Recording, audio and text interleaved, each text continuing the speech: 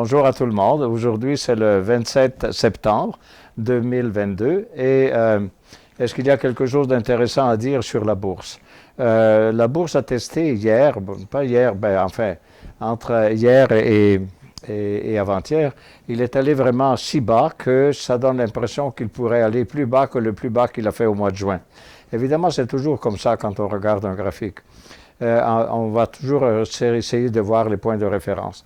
En réalité, des indicateurs techniques, parce que nous, on aime beaucoup l'analyse technique, ils nous disent qu'il est un peu fatigué de tomber le marché. Et donc, ça pourrait être tout simplement un bas qui vient de faire, qui est peut-être un bas significatif dans le sens qu'il va reprendre à monter. Finalement, le problème des taux d'intérêt qui montent, c'est que ça réduit le bénéfice des entreprises. Et en réduisant le bénéfice des entreprises, naturellement, ça réduit leur prix. Finalement, c'est ça qu'on a. On voit le marché qui tombe, mais quand le marché tombe, c'est parce que M. Powell augmente les taux d'intérêt.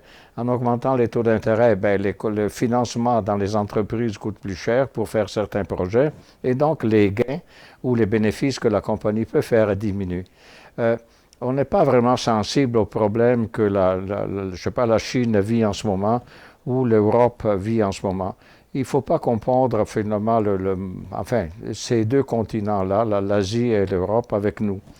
Je crois que l'Amérique du Nord, essentiellement, est autonome dans le sens que à peu près 3/4 de tout ce qu'on fait en Amérique du Nord est consommé en Amérique du Nord. Donc, on a une économie assez autonome. Et tellement autonome. On n'est pas, par exemple, l'Allemagne. Imaginez l'Allemagne, je pense qu'elle exporte 90% de tout ce qu'elle produit. Donc, pour elle, l'exportation, c'est important, puis tout ça. Et donc, le fait d'avoir, je ne sais pas, le prix du gaz naturel qui a augmenté de 10 fois, ou encore, enfin, tous les problèmes énergétiques qui vivent en Europe, nous, on ne les a pas.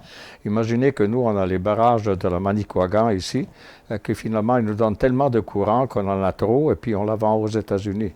Donc, on a le gaz naturel autant qu'on en veut, on a le pétrole autant qu'on en veut. Donc, on n'a pas de problème énergétique, on n'a pas de problème non plus économique d'exportation aussi important que la Chine a et que l'Europe a. Conclusion dans tout ça, il faut juste s'armer de patience et de ne pas rien faire avec les portefeuilles. C'est mieux de rester tranquille, attendre que finalement la crise se résorbe, et puis finalement, le marché va remonter plus haut de ce qu'il était auparavant. J'ai toujours vécu ça au cours de 54 ans dans le métier. Donc, de quoi on va... Bon, ça c'était pour vous dire une mise à jour en ce moment. Mais de quoi on va parler aujourd'hui? On va parler de comment dire, est-ce qu'on peut prévoir, par exemple, si on s'en va en récession? Plusieurs vidéos qu'on a fait, c'était toujours sur le sujet finalement de la crise financière dans laquelle on pourrait aller si ça continue à augmenter les taux d'intérêt. À présent, est-ce qu'il y a des instruments ou des outils qui peuvent nous aider? Oui, il y a parmi plusieurs, mais il y en a un intéressant qui s'appelle le Conference Board. C'est le Conference Board aux États-Unis qui se donne comme mandat de dépister si on s'en va vers une récession ou non, et avec un indicateur qui s'appelle le LEI, ici le Leading Economic Indicator, comme c'est montré au tableau. C'est très intéressant parce que vous verrez que cette vidéo ici est accompagnée de plusieurs sites Internet, enfin de plusieurs adresses Internet, mais finalement, essentiellement, c'est le Conference Board, essentiellement. Naturellement, comment le Conference Board fait éventuellement des prévisions mondiales disons, de comment l'économie peut aller, ou si on s'en va en récession, non pays par pays? Bien, c'est parce que ils utilisent plusieurs indicateurs ensemble, ils font un mix de plusieurs indicateurs et finalement ça leur donne ce que ça donne. Ils sont crédibles, oui, ils sont très crédibles, ils sont vraiment très bons, et au moins historiquement parlant. Vous savez que juste pour vous dire, les indicateurs économiques, il y en a trois. Vous avez les indicateurs précurseurs, des indicateurs coïncidents et des indicateurs retardés. Sans aller dans les détails de chacun, qu'est-ce qui fait le LEI, c'est le Leading Economic Indicator, il prend plusieurs de ces indicateurs-là, fait une fusion selon des paramètres à eux, et puis finalement, ça donne le Leading Economic Indicator. Si vous regardez le tableau, enfin, Gary a mis en ce moment finalement le global, le leading indicator par rapport au produit intérieur brut. Parce que finalement, un leading indicator est essentiellement le produit intérieur brut. Combien on produit dans un pays? Si on commence à produire moins, ben, on s'en va peut-être vers une crise. Donc, c'est ça. Il nous montre que le leading economic indicators finalement pointe vers le bas, si vous regardez la fin du graphique pour 2022.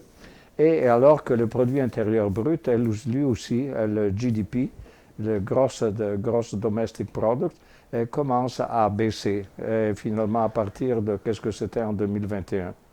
Donc, on a des prévisions qui ne sont pas vraiment très belles, mais nous sommes toujours dans le positif.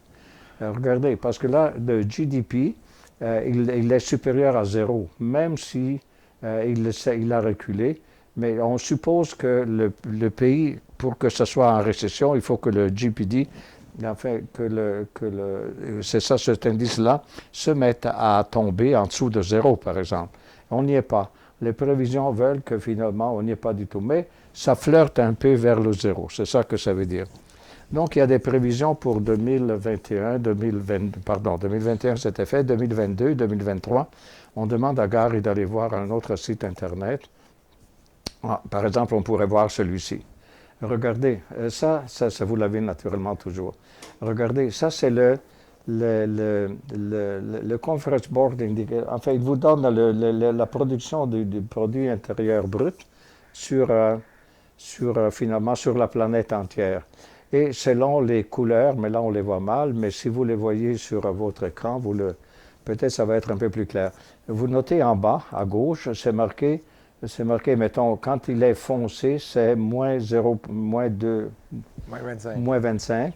Hein, c'est ça? Oui. Moins 25. Vu que quand ça va bien, c'est 3 et 5. Ça, c'était en 2021. Et naturellement, vous allez avoir dans le même site plusieurs années, c'est-à-dire le 2022, voyez-vous, 2022 et le 2023. Donc, dans le 2023, si vous regardez, c'est de plus en plus intéressant. On a un produit intérieur brut qui augmente, au moins au Canada, aux États-Unis et au Mexique, et puis plusieurs pays de l'Amérique latine, et puis l'Europe en général, ça va assez bien. Naturellement, la nuance de la couleur n'est pas si claire. Chez vous, vous pouvez le voir mieux, la distinction. Par exemple, il semble qu'entre Canada et États-Unis, on a une légère différence de couleur. Mais finalement, on est dans le positif. Si on est dans le positif, on n'est pas en récession. C'est ça que ça veut dire. Et donc, voilà. À présent, je voulais vous parler d'une chose. Il y a plusieurs... voilà. Si vous regardez cette page ici que Gare est en train de vous montrer, vous avez regardé là. Il vous montre US Economic Indicator, donc le Consumer Confidence, etc. Il vous montre là. Et il vous montre le Global Economic Indicator pays par pays. Donc, il vous montre qu'essentiellement, vous avez, mettons, l'Australie est positive, le Brésil est positif, la Chine commence à flirter dans le négatif, la zone de l'euro est négative, la France est positive en tant que telle, l'Allemagne est négative, le global, j'imagine, de l'Europe est moins 0,4, donc négatif, et ainsi de suite. L'Inde va bien, le Japon pas tellement, la Corée, ben, c'est 0, le Mexique, ça va pas si bien, l'Espagne, ça recule un peu par rapport à ce que c'était avant. Et finalement, la Grande-Bretagne est en recul et les États-Unis sont en léger recul de 0,3. Ça, c'est les indicateurs économiques globaux que vous avez. Enfin, fouillez ça sur Internet et vous verrez, c'est beaucoup plus intéressant que d'écouter, mettons, la télévision ou je ne sais pas, tous les grands Manitou qui parlent, qui sont très savants, mais il n'y a personne qui sait où est-ce qu'on s'en va. Donc, c'est beaucoup mieux de regarder ces indicateurs-là. À présent, quand je vous dis des indicateurs à regarder, pourquoi on les regarde? Ben, c'est parce que finalement, on veut s'assurer que tout va bien ou savoir si les choses vont moins bien. Et ça nous donne une idée de comment réagir, en quelque sorte. Il ne faut pas vivre seulement de la peur ou tout ça, il faut l'analyser un peu sur la situation. On voit que ce n'est pas si mauvais en ce moment, mais vous verrez qu'on prévoit quand même que l'an prochain, finalement, on aura peut-être un recul dans le produit intérieur brut, mais c'est jamais dans le négatif. Au moins, espérons que ça continue comme ça. Et ça me réveille, ça me fait penser à une expérience qu'on faisait au 18e siècle, surtout au 19e siècle. Et c'était l'expérience de la grenouille. L'expérience de la grenouille était la suivante. On prenait une grenouille vivante, on la mettait dans l'eau à température ambiante, et la grenouille reposait et dormait là. Et on chauffait l'eau en mesure de, par exemple, 18 degrés en 2 heures et demie. Donc, pratiquement une augmentation minime, finalement, de la température par minute. Et puis, en faisant cela, la grenouille était cuite. Sans le savoir, elle mourait. Elle était cuite. Donc, nous, l'idée de fond, c'est que finalement, on regarde les indicateurs pour ne pas être cuit, en quelque sorte. C'est à peu près ça.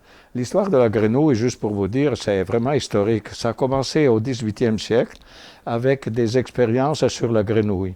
Qui faisait ces expériences? C'est-à-dire, la grenouille, quand on la touchait, même si elle était morte, on la touchait, mettons, une jambe et puis une autre partie du corps, ça faisait une secousse électrique. Et les premiers qui ont étudié ces choses-là, ce sont deux Italiens, un qui s'appelle Galvani, donc la galvanisation, comme on connaît, et puis vous avez Volta qui avait fait le voltage, celui qu'on appelle Volt aujourd'hui, c'était ce monsieur Volta. Volta et Galvani ont fait la première pile, la première batterie, si on peut dire comme ça, à base de zinc et puis d'acide sulfurique. C'est pour ça que l'histoire de la grenouille commence à être intéressante à étudier scientifiquement au XVIIIe siècle, donc avec Galvani et puis Volta. Mais par après, durant le XIXe siècle, on a voulu voir quel était l'effet du courant électrique sur le système nerveux, et c'est pour ça qu'est née finalement la conviction ou la connaissance du fait que finalement les nerfs en nous se communiquent entre eux à travers un courant électrique interne qu'on a. Mais l'idée de la grenouille, c'est le syndrome de la grenouille, c'est-à-dire il ne faut pas laisser les choses s'empirer parce qu'il faut les comprendre d'avance qu'ils s'empirent pour se sauver, Et puis, ça, c'est la théorie de base. Donc, voilà, il n'y a pas d'autre chose à dire pour le moment. Tout ce que je vous suggère, d'aller voir le Conference Board, c'est très, très intéressant. Et il vous donne aussi un calendrier. Donc, est-ce que peux-tu montrer le calendrier, Guy? Il y a parmi les sites... Ah oui, oui, regarde. Oh non, OK. Oui, il y a celui-ci, par exemple, le graphique, le deuxième. Voilà, lui. Si vous regardez ce graphique ici, par exemple, il vous dit qu'à partir du mois d'août de 2022, donc nous sommes dans un soupçon de risque de récession. Voyez-vous, c'est marqué en haut, risque de récession élevé, quand c'est la ligne rouge. Donc, on est dans ce risque de récession-là. De là, qu'est-ce qu'on fait? Si la théorie de la grenouille vient et tient, finalement, si on croit qu'on peut s'en aller vers une récession, tôt ou tard, c'est mieux faire attention et garder, épargner, puis faire attention à notre argent et tout, parce qu'on ne sait pas qu'est-ce qui va arriver sur notre capacité de dépenser avec le temps. C'est ça que ça veut dire. Mais il y a aussi le calendrier. Est-ce que tu peux aller voir sur le calendrier? Voilà, c'est là. Ça, c'est le calendrier. Vous avez le calendrier, donc si vous regardez par exemple jeudi, le 1er octobre, il y a le Global Leading Index qui va sortir. C'est-à-dire, voyez-vous, c'est le calendrier de tous les événements, pays par pays, parce que si vous regardez, il va vous donner, mettons, pour les États-Unis, il va vous donner pour la Corée, il va vous donner, par exemple, pour différents pays, il va vous donner les différentes prévisions que les États-Unis font. Et donc, c'est très intéressant à suivre, c'est ça que je voulais dire. Je voudrais que ça fasse partie de votre culture, finalement, d'aller visiter ce site-là. Une fois dit, pour aujourd'hui, c'est tout. Je vous souhaite une excellente journée pour le reste de la journée.